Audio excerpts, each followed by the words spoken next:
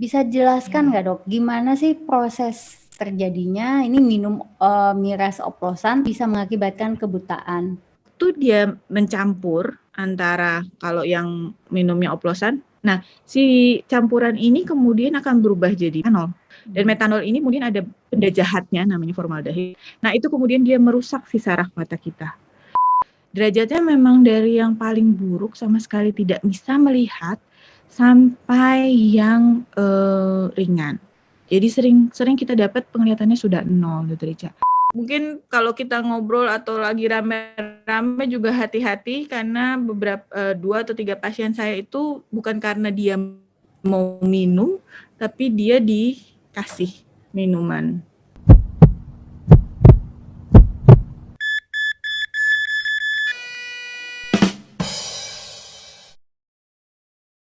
Dan saya akan ngobrol dengan Dr. Cynthia mengenai kebutaan akibat minuman oplosan. Hati-hati untuk yang suka minum minuman oplosan karena minuman ini bisa menyebabkan kebutaan bahkan kematian. Tapi sebelum kita ngobrol lebih lanjut, jangan lupa like, share, dan subscribe. Seperti biasa, kalau kalian banyak yang like, maka kami akan semakin semangat untuk membuat konten-konten yang lebih baik lagi. Ini tentang miras, kan kalau kita konsumsi miras yang oplosan nih ya, itu kan bisa mengakibatkan kebutaan. Bisa jelaskan nggak dok, gimana sih proses terjadinya ini minum miras oplosan terus tiba-tiba terjadi buta warna? Mungkin kita cerita dulu gimana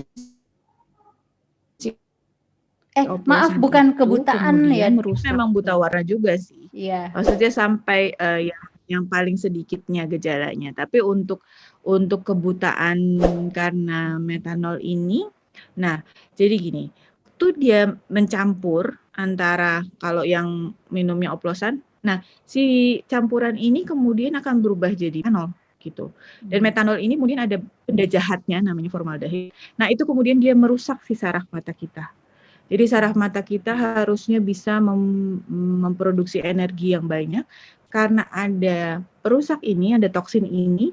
Nah, energinya kemudian jadi berkurang. Lama-lama dia mati. Nah, sayangnya nih, dia nggak cuma nyerang mata aja kan, dia menyerang ke seluruh tubuh kita. Jadi mata itu yang paling sedikit, paling ringan gejalanya. Jadi seringkali kita dapat satu kumpulan orang yang minum oplosan ini, itu 2 orang meninggal misalnya, satu kemudian intoksikasi berat sehingga harus kemudian dirawat berhari-hari karena tidak sadar. Nah, yang sisa yang ringan ini justru yang hanya di mata saja. Jadi sebenarnya efeknya sangat berat gitu untuk campuran-campuran ini. Dan yang dicampur nggak kira-kira gitu. Bisa aja dia cuma minum Yakult tanpa dengan spiritus. Itu bukan minuman ya. Jadi janganlah dicampur gitu. Spiritus campur. Ya, itu campurannya kita sampai bertanya juga apa sih sebenarnya yang dicampur ini tuh apa gitu. Nah, efeknya menjadi metanol dan merusak saraf mata kita. Datangnya kadang-kadang kita sering ketemu sudah saraf matanya sudah pucat. Kalau kita bilang pucat berarti dia udah mati tuh seluruh bagiannya. Oke. Apakah langsung mengalami kebutaan atau diawali dengan gejala tertentu dulu?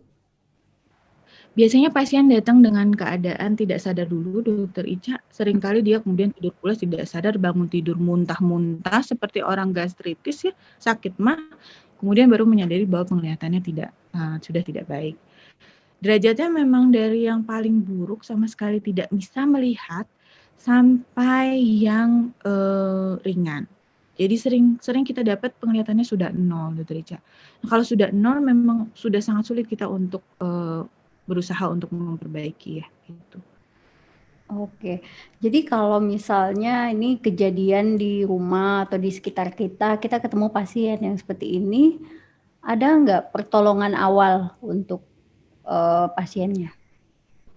Sebenarnya yang bisa menjadi antidotnya adalah etanol.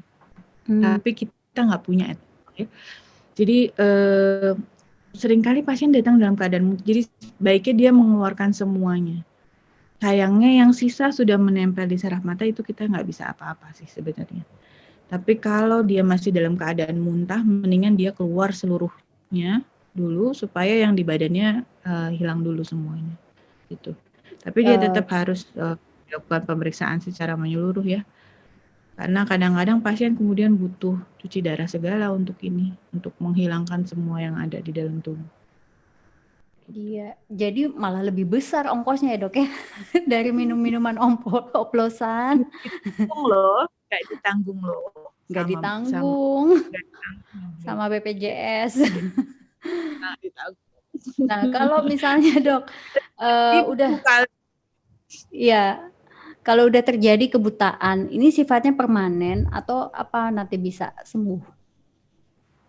Nah, ada beberapa pasien kita yang datang dalam keadaan matanya, saraf matanya masih bengkak, Dokter Ica. Jadi memang kita masih berusaha untuk melakukan terapi. Jadi kita kasih injeksi steroid ya, 3 hari. Kemudian ada beberapa obat-obatan yang masuk. Kemudian tergantung juga kepada hasil laboratorium sistemiknya, apakah perlu kemudian di hemodialisa atau cuci darah. Itu semua dilakukan meskipun pasien datang dengan akibat intoksikasi. Nah, pada beberapa pasien mengalami perbaikan penglihatan memang, tapi saya belum pernah bertemu sampai yang bisa kembali normal sama sekali. Jadi pasti masih ada sequelae dari gangguan penglihatannya. Paling baik yang pernah saya ketemui itu kira-kira visusnya masih 6/15. Jadi kira-kira kalau kita lihat dari huruf-huruf yang kita baca untuk pemeriksaan mata itu 3 baris dari atas. Tapi belum pernah dia sampai yang paling bawah, penglihatan yang paling baik gitu, paling maksimal. Itu saya belum pernah ketemu yang bisa kembali seperti itu. Jadi pasti ada sequelnya. Itu pun dengan sudahlah dia hanya 3 baris, itu pun dengan brightness atau kemampuan untuk membandingkan warna yang kurang baik, melihat kecerahan yang kurang baik. Jadi kalau kita bilang brightness tuh berarti misalnya sama-sama warna merah, cuma mata merahnya bisa terang sekali, sama merah yang agak redup. Gitu. Itu kita cerita tentang brightness akan seperti itu. Jadi bisa lihat merah. Gitu ya dok ya? Ya, kurang, ya. Kontrasnya ya. Nah kalau kontras gelap terang kan, kalau ini enggak. Ya, jadi benar-benar cerah, kecerahan itu dia nggak. Kecerahannya. Jadi dokter sendiri udah sering ya atau gimana? Berapa kali ketemu pasien kayak gini?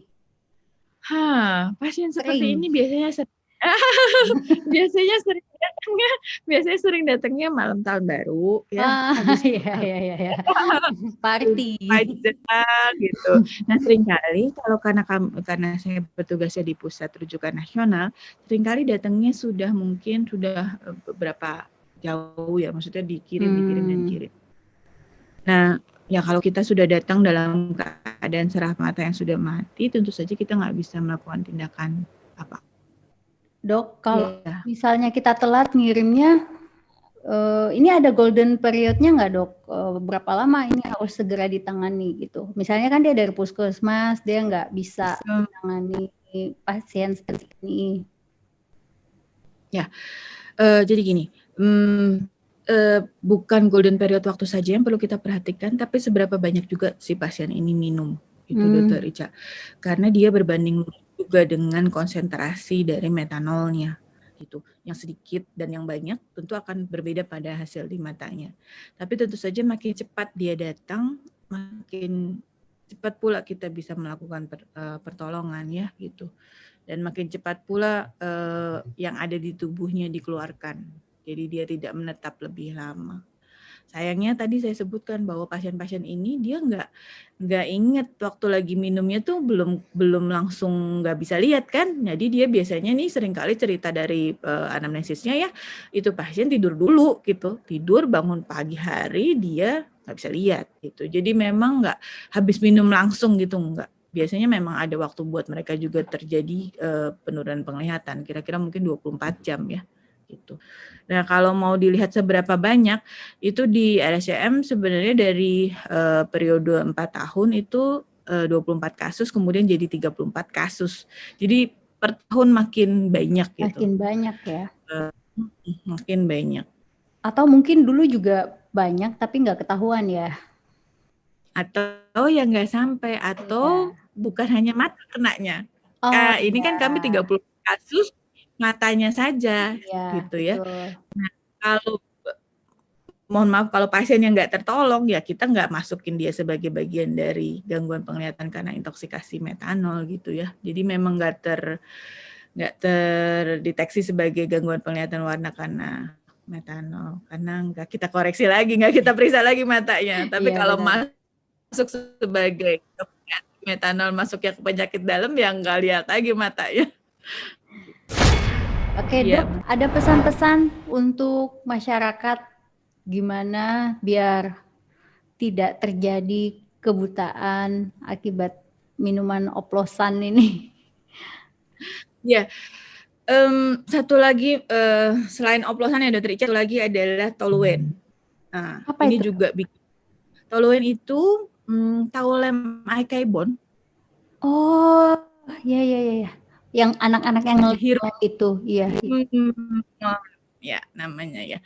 Nah, selain metanol, tentu saja pesan saya sih tentu saja jangan oplos ya, jangan minum minuman yang nggak usah lah cari-cari minum alkohol gitu ya. Terus Iya. janganlah mengoplos segala macam jenis minuman. Nah, kemudian yang satu lagi tentang toluen. Toluen ini juga yang sering dihirup anak-anak ya, anak-anak di jalanan itu juga menyebabkan gangguan penglihatan. Nah, tadi kalau mau dihubungkan dengan gangguan penglihatan warna, toluen ini menyebabkan gangguan penglihatan warna gitu di awalnya. Dia tidak berat gangguan pada metanol, tapi dia juga merusak saraf mata yang kemudian awalnya yang paling ringan adalah penglihatan warna terganggu. Gitu. Jadi Oke. dua-dua ini hati-hati sekali gitu bahwa ya satu lagi juga sih, mungkin kalau kita ngobrol atau lagi rame-rame juga hati-hati karena beberapa 2 atau 3 pasien saya itu bukan karena dia mau minum, tapi dia dikasih minuman. Nah, itu juga akibatnya begitu. Jadi memang hati-hati kali ya, zaman sekarang mungkin nggak usah keluar malah kalau sekarang ya. Nggak usah minum. Iya Jadi iya dia iya. lagi di bus gitu dikasih minum orang. Nah, itu juga salah satunya ternyata isinya adalah oplosan ini gitu. Oke, jadi kejahatan juga ada di mana-mana. Tujuannya biar apa? Dikasih minuman biar mabok, terus mungkin mau ini ya dirampok. Iya, iya mungkin ya. Jadi memang dia sempat nggak sadar dan waktu bangun nggak bisa lihat pasiennya. Oh iya. Ingatnya cuma dikasih Sprite katanya gitu. Ternyata mungkin isinya sudah dicampur ya. Iya iya.